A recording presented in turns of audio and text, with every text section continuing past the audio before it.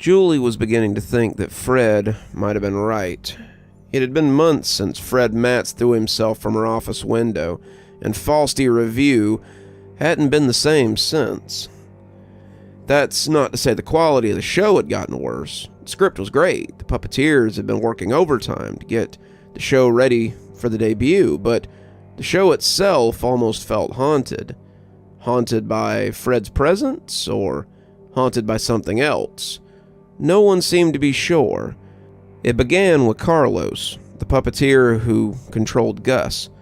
Carlos had puppeteered Gus for as long as there'd been a show. He'd been the hardest working puppeteer at Falsty Review. He'd worked tirelessly during the first season, but his rehearsal times were getting shorter and shorter as they tried to maintain their shooting schedule.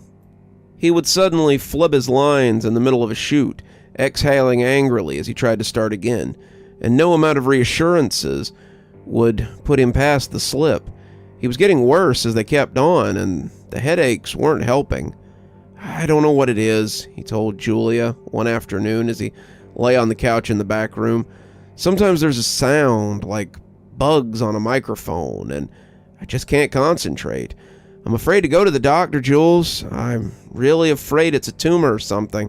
I'm 45. I know it can't last forever, but really scared there's something wrong with me." Julie was worried about Carlos, but his problems seemed negligible next to Jean. Jean was the voice and puppeteer for the twins, Judy and Clark, and had been a constant problem on stage lately. He was another puppeteer who was utterly dedicated to the show, and had been since day one. The way he could voice both puppets simultaneously, or seemed to, was a stroke of genius, and the ability to hire one puppeteer instead of two was a real money saver in the long run. The problems had started recently, and they had very clear point of origin. Jean had become utterly terrified of the muses. He wouldn't work if they were on stage, and he refused to keep his puppets in the storeroom with them. He had always been a little creeped out by them, but now he refused to even be in the same room with them. He claimed they kept looking at him, as ridiculous as that sounded, since they had no eyes, and that they had damaged his puppets. Clark, the orange-skinned actor puppet, had come across the resource department desk with a torn-off eye and a damaged face. No one seemed to have a clue how that had happened, though. Jean had stormed into the resource room last week, the department that handled repairs on puppets and costumes, and laid the puppet on the table as though it were a wounded child. The eye was in the pocket of the puppeteer's vest, and 3 long scratches ran from hairline to chin. Jean looked furious. The puppets were his livelihood, both of them belonging to him after he'd purchased them from Marco's Grotto to use on the show, and he seemed absolutely livid that someone would damage one of them. "What happened, Jean?" Julia asked, seeing how upset he was. The resource department was where she had set up her temporary office, and since it was the biggest money pit on the set, it seemed a good idea to keep an eye on it. "Someone hurt Clark," Jean said, on the verge of tears, it seemed. Julie looked over the puppet, not really sure what she was looking at, and told him that she was sorry about it, but it seemed like an easy fix. Jean gave her a look like she had just told him that his dying child might need a Band-Aid. "You have to do something. The muses are out of control." "The muses?" Julie asked, skeptical, closing her laptop as she tried to squash her growing frustration. She had a show that was quickly circling the drain, an audience that was hungry for more episodes, and a cast that was jumping at shadows. The network wanted to know where their show was, and Julie was beginning to doubt that she could pull it all off. Jean's problem was just one more in a long line, and while she wanted to be patient and understanding, Julie was a bit frustrated. "Yes," he shouted, banging his fist down in exasperation. "I know it's them. They're the reason all this is happening." "Jean," she said, trying to sound civil and as sensible as possible, "the muses are puppets, just like Clark here. If no one's controlling them, then they don't do much of anything." Jean started to get mad, but when his temperament changed suddenly, Julie wished that he had been shouting. He looked like his mind was at odds with itself, and he might be considering his sanity. On one hand, Gene seemed very aware that the muses were puppets, and that puppets couldn't hurt anyone. On the other, he seemed to know something that he couldn't say, something that he couldn't quite come to terms with, something that was driving him mad. "The other day," he said, leaning in as if he didn't want anyone to hear him, "I was down in the storage room with Judy and Clark, getting them ready for the show, when I started hearing something. First, it was just laughter, a weird mechanical chuckle coming from somewhere in the depths of the puppet room.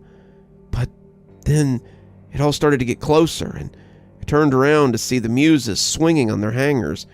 They were looking right at me. I know how that sounds, but I know they were looking at me. They just kept laughing and laughing, like the kids had the first time I brought the puppets to a talent show." And he heaved a sigh that seemed on the verge of a downpour. "I ran. I left my puppets right there and I ran. I knew I shouldn't. They might get hurt by the muses, but I just couldn't." Gene, Julie assured him, patting his hand as he wiped his eyes. "Have you been sleeping okay? I know we've all been trying to get it together so we can finish on time, but if you need a day or two to recuperate..." "I'm sleeping just fine," he said, yanking his hand away. "I'm trying to tell you we need to get rid of the muses. You know, Frank was..." He stopped then, seeming to be afraid to continue. "Go on," Julia prompted, knowing what he was about to say. "Frank was scared of them too. Not at first, but before he died, he confided in some of us that the muses had started talking to him. They were telling him things he didn't want to do, but they were making him do them anyway. But Julia shook her head, standing to her full 5'2" so she could look down at Gene. "Frank was a deeply gifted writer, but he was also a very disturbed man. He wasn't right at the end, Gene, but he loved the show and he wanted it to go on. He told me so right before he jumped. He made me promise to keep the show going, no matter what." Julie had told the lie so many times that even she had almost begun to believe it. It was almost like the lie was the real ghost haunting the set, and it hung over her as much as over anyone. Gene looked at her evenly for a few seconds and finally nodded as he seemed to accept it. "I hope you're right. If I leave Clark here, can you make sure he gets fixed?" Julie said that she would, and Gene went to go get some lunch before the afternoon shoot. She told one of the girls sewing costumes for the animal band to fix Clark on the double, opening her laptop before making sure that her orders were still being fulfilled. Everything had to be ready for the afternoon. Everything had to be perfect for shooting later. They had done 4 of the 10 episodes that they were contracted for. The show had to go on. "What the hell is this?" Julie asked as the pale-looking scriptwriter handed her the script for episode 5. The man, Wallace, was a portly guy with a bald head and a little mustache that looked drawn on. He was sweating a lot, but Wallace always seemed moist somehow, at least for the 3 years that Julie had known him. He was the kind of guy that Julie would have watched very closely near a playground if she was out with her niece. The kind of man who looked like he owned a white panel van and had bags of candy in the back. The kind of man who lost puppies often and needed help finding kittens. He also happened to be one of the best writers on the show, though today's script was a little questionable. The troupe was in danger of losing Falsty Hall if they couldn't come up with the money to fix the leak in the basement. Miser Marcus had told the city that the basement was flooded due to bad pipes, but he had actually put a hose through one of the windows and was slowly filling the basement with water. Mr. Gus had come up with a show-stopping play to fix the hall's plumbing, but when they went to speak with the muses, they told him about the hose and who had done it. Gus and his friends would end up getting the water out of the basement, singing a song about teamwork and doing their share. There would be a fast motion part at the end where they played the William Tell Overture, and when Miser Marcus came back with the code enforcement puppet, the basement would be dry and the mess would be cleaned. Miser Marcus would yell at Gus, wanting to know how he had done it all, and that was when the episode changed gears. Gus said, "My friends told me about your trick, and they're very mad at you for trying to stop the show." The muses would come out then, smiling and dancing around before dragging the miser into the darkness, while Gus watched from the top of the stairs. Julie looked up at Wallace, waiting for an explanation, but Wallace just shrugged. "I wrote the final line to read through teamwork, Miser Marcus, something you know nothing about." And then he would storm off.